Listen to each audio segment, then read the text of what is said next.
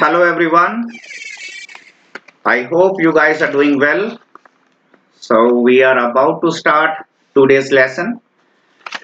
So today's lesson we are going to start with cloze test. आप सभी को ये याद रखना होगा कि क्लोज टेस्ट करने का जो मेरा तरीका है, मैं ये कहता हूं कि स्टूडेंट्स को क्लोज टेस्ट जब हम करवाते हैं तो बेसिकली क्लोज टेस्ट होता क्या है, आप फिल करते हैं वर्ड, ठीक है, सेंटेंस को पूरा करने के लिए, मीनिंगफुल बनाने के लिए फिल करते हैं वर्ड को। अगर आपको वर्ड्स की जानकारी हो जाए तो आपका काम आसान होता है। तो मेरा ये मानना है कि जब भी मैं अपने स्टूडेंट को क्लोज टेस्ट कराऊं तो उनके क्लोज टेस्ट के साथ साथ फिल इन द ब्लैंक वाले क्वेश्चंस भी आपके क्लियर होते चले जाएं। फिल इन द ब्लैंक के अलावा जब आप वर्ड्स को पिक करते हैं तो आपको इन वर्ड्स के सिनोनिम्स भी पता होने चाहिए, राइट, कि क्या क्या इनका सिनोनिम्स एग्जाम में पूछा जा सकता है। इसी के द्वारा जब आपके सिनोनिम्स अच्छे हो जाते हैं तो आपका ऑटोमेटिकली आरसी सेक्शन भी काफी स्ट्रांग हो जाता है। रीडिंग कॉम्प्रिहेंशन, यानी कि आप कॉम्प्रिहेंड करना शुरू कर देते हैं, रीडिंग करते वक्त आप अंडरस्टैंड करना शुरू कर देते हैं। तो इस टाइप से अगर आप सेंटेंसेस को करेंगे तो आपको एग्जाम में बहुत ज्यादा हेल्प मिलेगी। Now we have three options with us, he is a. तो सबसे पहले हमें यह पता होना चाहिए कि अगर हमें इसका आंसर लेना है तो नेचुरली बिना मीनिंग के तो आंसर नहीं बनेगा। तो हमारे पास पहला आंसर है he is a conscientious student. तो यहां पर आपको पता चल गया कि कंसेंशस का मतलब होना चाहिए हार्ड वर्किंग। ये कैसा स्टूडेंट है? मेहनती स्टूडेंट है, हार्ड वर्किंग स्टूडेंट है। हार्ड वर्किंग आप सभी को पता है, एग्जाम में इस वर्ड के लिए कंसेंशस के लिए वर्ड आ सकता है कि इसका सिनोनिम बताइए। तो इसका सिनोनिम आप सभी को पता होना चाहिए, डिलीजेंट होता है, मेहनती होता है, डिलीजेंट होता है। थोड़ा सा टफ वर्ड भी एग्जाम में आने के चांसेस हो सकते हैं। The word is sedulous. The word is sedulous. Sedulous में आपने देखा SEDULOUS, सेडुलस वर्ड का भी एग्जाम में यूज हो सकता है। इंडस्ट्रियस वर्ड का भी हम यूज कर सकते हैं। So I never know, I mean कि पेपर बनाने वाला कौन सा वर्ड उठाने वाला है। तो मैं चाह रहा हूं कि आपकी अंडरस्टैंडिंग वर्ड्स के प्रति अच्छी होनी चाहिए। You guys understand, you guys should understand that how exactly we are using the right answer. So we know कि पहले शब्द का मीनिंग होता है मेहनती, हार्ड वर्किंग। तो वो एक हार्ड वर्किंग स्टूडेंट है। He is a conscientious student. तो उम्मीद करता हूं आपको ये वर्ड क्लियर हो गए। अब मैं ये चाहता हूं कि आपको बाकी के वर्ड्स के भी मीनिंग्स पता होने चाहिए, ताकि एग्जाम में इनमें से कोई वर्ड आता है तो आपका काम आसान हो जाए। अब जैसे कि हमारे पास कॉन्ग्रुएंस वर्ड गिवन है, तो कॉन्ग्रुएंस का मतलब क्या होता है? एकॉर्ड का होना, तालमेल का होना। भाईचारा जैसे होता है ना, तालमेल है, ठीक है, हार्मनी है, एग्रीमेंट है। मान लीजिए दो सिस्टम है, तो उन दोनों सिस्टम में क्या है? कॉन्ग्रुएंस है, दोनों सिस्टम में एकॉर्ड है, तालमेल बना हुआ है। तो आप प्लीज कॉन्ग्रुएंस के लिए, जैसे सपोज मैं कहता हूं, अभी अभी मैंने बोला the congruence of two systems, the congruence of two system, दोनों सिस्टम में तालमेल है। तो आपको कॉन्ग्रुएंस वर्ड भी क्लियर हो गया। अब वर्ड है आपके पास कॉन्जेक्टुरल। तो प्लीज ध्यान दीजिएगा कि कॉन्जेक्टुरल वर्ड का हम यूज करते हैं, कॉन्जेक्टुरल का हम यूज करते हैं जब हमें यह बताना होता है कि हम एक प्रकार से गेस कर रहे हैं, ठीक है, तुक्का लगा रहे हैं, स्पेक्यूलेट कर रहे हैं। तो जो चीज स्पेक्यूलेटिव होती है, मैं यहां पर आपके लिए वर्ड लिख रहा हूं, SEPE,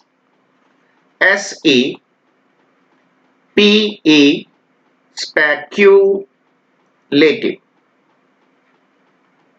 जो चीज स्पेक्यूलेटिव है, फॉर एग्जाम्पल मैं कहता हूं कि भाई this is a speculative idea, ये गैस वाला आइडिया है, ये काम नहीं करेगा, ठीक है। अ स्पेक्यूलेटिव आंसर, आपने आंसर तो दिया लेकिन किस बेस पे? गैस के आधार पर। तो इसके लिए आपको एग्जाम में सिनोनिम्स लिखते वक्त प्यूटेटिव वर्ड का भी यूज दे सकते हैं, PU putative, T-A-T-I-V-E, putative, P-U-T-A-T-I-V-E। तो आपने इस तरह से देखा कि हमें क्लियर हो गया कि कंसेंसस वर्ड का मीनिंग होता है हार्ड वर्किंग, डिलिजेंट, सेडुलस, और कॉन्ग्रुएंस का मीनिंग हो जाता है अकॉर्ड, हार्मनी, एग्रीमेंट, और कंजेक्टुरल का मीनिंग हो जाएगा गैस करना, स्पेक्युलेटिव होना, या प्यूटेटिव शब्द का इस्तेमाल हम करते हैं। नेक्स्ट हम करने जा रहे हैं सेंटेंस नंबर 2, और सेंटेंस नंबर 2 में आपके पास ऑप्शंस हैं दर्थ, डेबेकल एंड डी जोरी। ये यहाँ पर आपने एक फ्रेंच वर्ड देखा है, ठीक है, जिसका पहले इसी को ही कर देते हैं। डी जोरी का मतलब होता है जो चीज कानूनी तौर से है, लीगल है, तो लीगली, ठीक है, लीगली, या सिनोनिम्स में आपको दे सकते हैं राइटफुली, RIGHT, राइटफुली। तो आप प्लीज इन वर्ड्स को ध्यान रखें। और डिबैकल का मतलब, डिबैकल का मीनिंग होता है फेलियर का हो जाना, ठीक है, किसी चीज का फेल हो जाना, फेलियर होना, जिसके लिए हम कॉमनली फियास्को वर्ड का इस्तेमाल काफी करते हैं, FI। आप प्लीज ध्यान दीजिएगा, the word is FIASCO, fiasco. तो इस वर्ड को भी आप ध्यान दे सकते हैं। फॉर एग्जाम्पल, अगर मैं कहता हूं कि it was a debacle, it was a debacle, it was a failure, okay. आप वैसे ये भी ध्यान रख सकते हैं कि डिबैकल वर्ड का इस्तेमाल हम डिजास्टर के लिए भी करते हैं। एनीवे, अब बात आती है यहां पर गुड डॉक्टर्स की क्या है, कमी है, दर्द है। दर्द मीन्स क्या होता है, कमी है। तो ये हमारा आंसर है कि गांव में, विलेजेस में क्या है, शॉर्टेज है, SHORTAGE, शॉर्टेज है। तो प्लीज ध्यान रखिएगा, शॉर्टेज का होना, कमी का होना, LAC, लैक, ठीक है, लैक वर्ड का हम इस्तेमाल कर सकते हैं, और स्कार्सिटी वर्ड का इस्तेमाल कर सकते हैं, जो एग्जाम के लिए मेरे को लगता है ज्यादा जरूरी वर्ड है, SCARCITY, स्कार्सिटी। स्कार्सिटी मीन्स कमी, शॉर्टेज, लैक, LAC, लैक। तो प्लीज बेटा ध्यान दीजिएगा इन सभी वर्ड्स की तरफ, और उम्मीद करता हूं कि वंस अगर आप इन वर्ड्स को 2-2, 3-3 बार रिवाइज कर लेंगे तो चीजें आपके लिए बहुत आसान होती चली जाएंगी, राइट। आपका क्लोज टेस्ट भी आराम से होगा, आपका फिल इन द ब्लैंक्स के क्वेश्चंस आराम से होंगे, आपके सिनोनिम्स अच्छे से हो जाएंगे, और एट द सेम टाइम आपका रीडिंग कॉम्प्रिहेंशन जो है वो काफी स्ट्रांग होता चला जाएगा। Now we have the third, and तीसरे में हमारे पास 3 ऑप्शन, आप देखिए ब्यूटी कैसी है, अपिसल, एसोटेरिक, या एफिमरल। अपिसल का मीनिंग होता है लेटर, ठीक है, an appeal to the prime minister, an appeal to the prime minister, prime minister को लिखा गया एक लेटर, ठीक है। और एसोटेरिक का मीनिंग क्या होता है, एसोटेरिक का मतलब होता है जो चीज अनयूजुअल होती है, अनयूजुअल होती है, जो चीज कॉम्प्लिकेटेड होती है, कॉम्प्लिकेटेड होती है, कॉम्प्लेक्स होती है, ठीक है। आप चाहें तो कॉम्प्लेक्स वर्ड का भी यूज, क्योंकि एग्जाम में इसके भी आने के चांसेस रहेंगे। तो esoteric means something that is complex, that is complicated, और दैट इज मिस्टीरियस। जैसे मान लीजिए मैं कहता हूं भाई उसका जो कपड़ों का टेस्ट है ना, कपड़े खरीदने का टेस्ट लोगों से अलग हटके है, बड़ा ही अनयूजुअल टाइप का है, तो he has an esoteric taste in clothes. तो एसोटेरिक वर्ड भी आपको क्लियर हो गया, esoteric taste in clothes, alright. इस तरह से आगे हमारे पास एक वर्ड बच गया है यहाँ पर, द वर्ड इज इफेमरल। आप इसको ध्यान से प्रोनाउंस कीजिएगा, फेमरल। इफेमरल का मतलब हो जाता है, इफेमरल का एक्चुअल मीनिंग होता है कि वो जो ट्रांजिटरी होती है चीज, जो शॉर्ट लिव्ड होती है, जो अल्पकाल के लिए होती है, जो शॉर्ट लिव्ड है, कम समय के लिए है, ठीक है। तो सुंदरता क्या है, ब्यूटी क्या है, ब्यूटी थोड़े समय के लिए होती है, उसके बाद ब्यूटी जो है वो खत्म हो जाती है। तो एग्जाम में शॉर्ट लिव्ड तो आने के चांसेस कम रहेंगे क्योंकि इजी वर्ड है बहुत ज्यादा। तो क्या आ सकता है एग्जाम में, ठीक है, तो आपको ध्यान रखना होगा इस इफेमरल के लिए आपको वो ट्रांजिटरी वर्ड दे सकते हैं, TRANSITORY, ट्रांजिटरी। तो इस वर्ड को भी प्लीज ध्यान से कर लेना, ट्रांजिटरी, मोमेंट्री। चलिए, इस तरह से हमने नंबर 3 कर लिया। Now we have is number 4, और नंबर 4 पे हमारे पास 3 ऑप्शन है, फिटिश, फिटेड एंड फॉरबिड। अब सबसे पहले तो हमें यह देखना है कि जो पानी की बात हो रही है कैसा पानी था। पानी कहाँ का है, बॉगी लैंड का है, ऐसी भूमि जहां पर स्मेल होती है, दलदल होती है, ठीक है। हिंदी में कुछ इस तरह से हम लिखते होते हैं, I am not good at writing Hindi. So boggy land, marshy land. So यहाँ पर आपने देखा कि मार्ची लैंड के अंदर जिस इलाके में दलदल है वो वहां पे स्मेल होगी, बहुत ज्यादा स्मेल होगी। तो वाटर कैसा होगा, स्मेली वाटर होगा। तो स्मेली वाटर के लिए, स्टिंकिंग वाटर के लिए हम क्या वर्ड यूज करते हैं, फीटिड वर्ड का यूज करते हैं। फीटिड का मतलब हो गया स्टिंकिंग, ये हमारा आंसर है। स्टिंकिंग, स्मेल, STINKING, स्टिंकिंग, ठीक है। स्मेली, स्मेल से बना है स्मेली, लेकिन एग्जाम में स्मेली वर्ड से ज्यादा वो आपको देने के चांसेस होंगे मेलोडोरस, MALO, मेलोडोरस, DOROUS। मैं बिल्कुल क्लियर लिखने की कोशिश कर रहा हूं ताकि आप आसानी से पढ़ सके। MALO, मेलोडोरस, DOROUS, मेलोडोरस। ऑलराइट, चलिए, बदबूदार, ठीक है, smelly, reeking. Okay, next word, forbid. Forbid का मतलब होता है वो व्यक्ति जो बहुत ज्यादा पैशनेट होता है, the one who is quite passionate about something. Okay, he is a forbid, he is a forbid believer in magic. उसको मैजिक का बहुत पैशन है, वो मैजिक के प्रति बहुत पैशनेट है। तो जो लोग पैशनेट होते हैं, इंटेंस होते हैं, ठीक है, होल हार्टेडली किसी चीज में समा जाते हैं, खो जाते हैं, उसमें इंटरेस्ट लेते हैं, that is called fervid, means passionate. Fetish word का हम इस्तेमाल करेंगे सिर्फ और सिर्फ यहाँ पर ऑब्सेशन की सेंस में। किसी भी तरह का, कई लोगों को ऑब्सेशन हो जाता है, OBS, ठीक है, ध्यान से करिएगा, OBSESSION, ऑब्सेशन का होना। या इसको साधारण शब्दों में हम कह दें कि ये एक प्रकार का मैनिया होता है, एक सनक होती है। तो अगर मैं कहूं कि he has a fetish for cleanliness, तो यानी उसे बहुत ज्यादा मेनिया है, ऑब्सेशन है कि हर साफ सफाई का, वो बहुत ज्यादा साफ सफाई के प्रति आई मीन पागलपन की हद तक जाकर अपने साफ सफाई का ध्यान रखता है। तो एक्सेसिवली है, ऑब्सेशन है, मैनिया है। ओके, तो that is called fetish. Fetish means mania या ऑब्सेशन का होना। फिटिड का मतलब मैंने अभी भी बोला, जो चीज स्मेल वाली है, रीकिंग है, मेलोडोरस है, ठीक है, स्मेली है। और फॉरबिड का मैंने मीनिंग बताया, पैशनेट होना। ओके, इस तरह से अब हम शुरू करने जा रहे हैं नंबर 5। और नंबर 5 में हमने देखा I was struck by her, किस चीज से, her gaiety. Gaiety means cheerfulness, अच्छा वर्ड है, चीयरफुलनेस। अब चीयरफुलनेस के लिए आपको एग्जाम में हैप्पीनेस वर्ड आ सकता है, ग्लैडनेस वर्ड आ सकता है, या मैरीमेंट वर्ड आ सकता है, MERRI,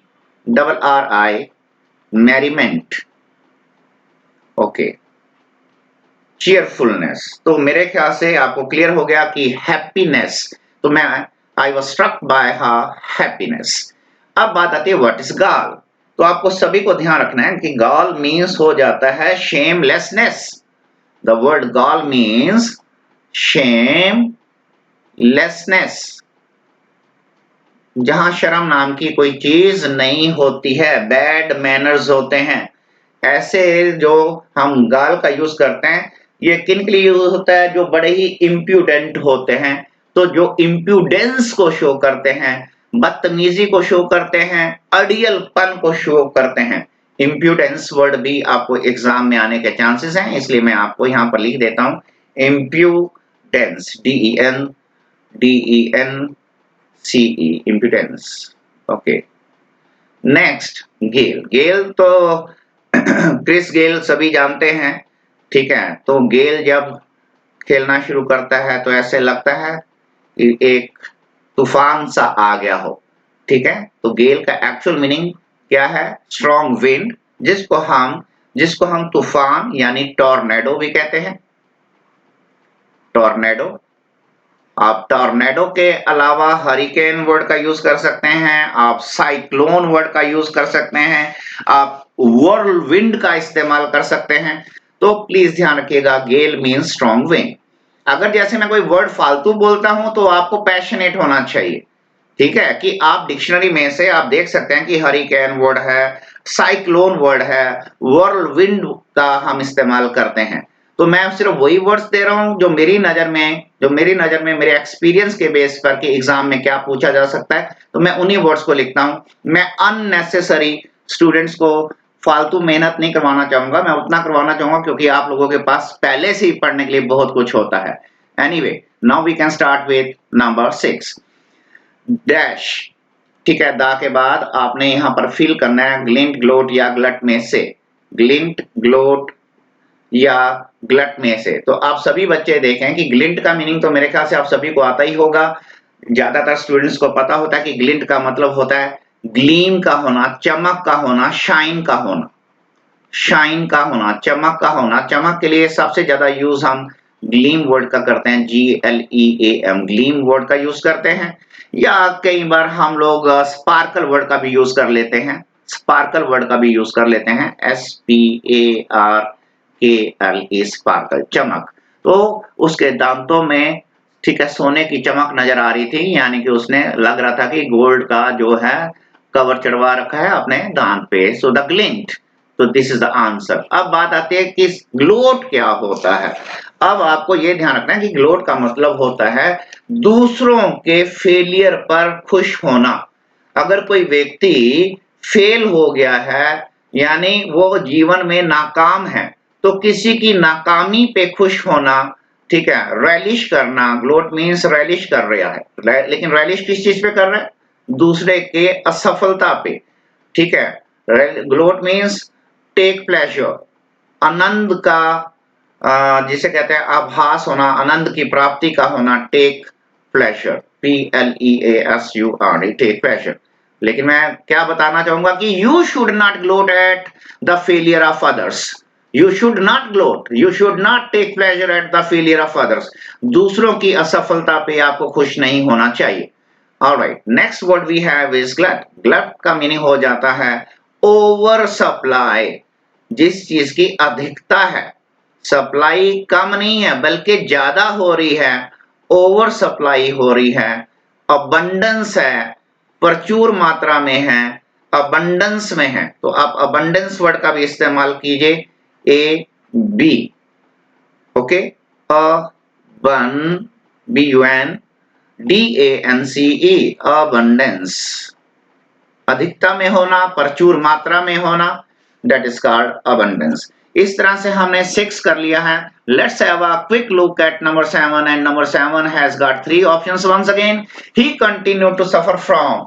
तो आपने देखा हमारे पास फर्स्ट वर्ड जो है, फर्स्ट वर्ड इज hallucination.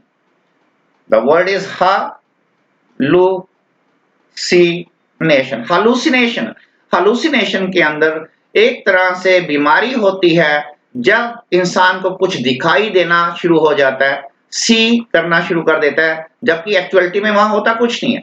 उसको कुछ कुछ सुनाई देना शुरू हो जाता है जबकि कोई बोल नहीं रहा होता। उसको टच का, ठीक है, एहसास होना शुरू हो जाता है, ऐसा लगता है कि उसे छू रहा है जबकि कोई छू नहीं रहा होता। या फिर साधारण भाषा में हम हालुसिनेशन के लिए डेल्यूजन वर्ड का इस्तेमाल करते हैं, DELUSION, डेल्यूजन। डेल्यूजन मीन्स, या इसका हिंदी मीनिंग हो गया एक प्रकार से भ्रम का हो जाना, वहम का हो जाना। Alright, now he continued to suffer from hallucination. अब बात आती है हैगल। हैगल का मतलब क्या होता है? मोल भाव करना। आप किसी दुकानदार से कोई सामान लेते हैं कि भैया इतने की नहीं इतने की लगा लो। ये जो मोल भाव किया जाता है, बार्गेनिंग की जाती है, उस बार्गेन को हम हैगल कहते हैं। BARGAIN, बार्गेन करना, हैगल करना, नेगोशिएट करना आप कह सकते हैं। लोग जो हैं उस चीज के ऊपर नेगोशिएट कर रहे थे, तो इस वर्ड को भी आप बड़े अच्छे से करेंगे। NEGO, नेगोशिएट करना। TI, right, TIATE, negotiate. Okay, अब सभी लोग ध्यान देंगे कि दे वर हैगलिंग ओवर प्राइस। वो कीमत को लेकर, ठीक है, बार्गेनिंग कर रहे थे, राइट। तो इस तरह से आपने देखा हैगल ओवर का मैंने इस्तेमाल करके दिखाया। होवर सैक का मतलब होता है एक बैग जो सभी लोग आजकल यूज करते हैं, स्टूडेंट लोग खास तौर से, ठीक है। जब आप उसको यूज करते हैं बैग को कंधे पर, ठीक है, उसको हम सिंपल वर्ड्स में रक्सैक कहते हैं। Rucksack, SAC, right. आप चाहें तो इसको बैक पैक भी कह सकते हैं। कॉमन इंग्लिश में इसको हम BAC बैक, राइट, पैक भी यूज करते हैं। तो ये एक बैग होता है जो आप पीठ पर रख लेते हैं, सामान रख लेते हैं उसमें और पीठ पे लटका लेते हैं, उसे हैवरसैक कहते हैं। एनीवे, इस तरह से हमने 7 कर लिया। Quickly have a look at number 8 and the options are ignoble, iffy and idyllic. तो प्लीज ध्यान दीजिएगा। An attractive hotel inn, an attractive hotel inn, तो ये होटल कहां पर है? ये होटल एक इडलिक, ये होटल कहां पर है? एक इडलिक सेटिंग पर है। इडलिक का मीनिंग क्या होता है? Ideal, ideal, right, perfect, perfect. आप परफेक्ट यूज कर सकते हैं। आप चाहें तो इसके लिए वंडरफुल वर्ड का भी इस्तेमाल कर सकते हैं इडलिक के लिए। तो idyllic is a nice word. Okay, location कैसी है, सेटिंग कैसी है? परफेक्ट सेटिंग है, आइडियल सेटिंग है। ओके, तो ये है आपका आंसर सी। अब बात आती है what do you mean by iffy. Iffy होता है अनश्योर, अनश्योर होना, ठीक है, या आप कह सकते हो अनडिसाइडेड होना। ओके, अनडिसाइडेड होना, अनश्योर होना, या आप चाहें तो आप इसके लिए टेंटेटिव वर्ड का भी इस्तेमाल कर सकते हैं कि he was iffy about going to Shimla. He was iffy about going to Shimla, वो अनश्योर था, अनडिसाइडेड था कि वो जाएगा शिमला या नहीं जाएगा। अब बात आती है कि what do we mean by ignoble. Ignoble का मतलब हो जाता है, इग्नोबल का मीनिंग हो जाता है जो व्यक्ति शेमफुल होता है, शेमफुल, राइट। आप चाहें तो आप कह सकते हैं वो व्यक्ति जिसकी लाइफ में किसी भी प्रकार का प्रिंसिपल नहीं होता है, ठीक है, अनप्रिंसिपल्ड, अनप्रिंसिपल्ड।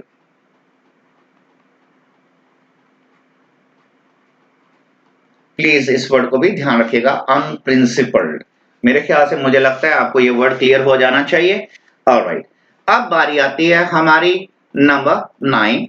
नंबर 9 पे आप देखें, नंबर 9 पे हमारे पास सेंटेंस है he will dash her for some spare change. तो क्या करेगा वो? उसको इंपॉर्चून करेगा, इंपाउंड करेगा, या इम्प्रिसाइज करेगा। तो यहां पर हमारे पास वर्ड है इम्पॉर्चून, दैट्स द आंसर। इम्पॉर्चून, तो यानी वो उसको क्या करेगा? आके उसके पास आके वो इम्प्लोर करना शुरू कर देगा। इम्प्लोर समझते हैं आप लोग?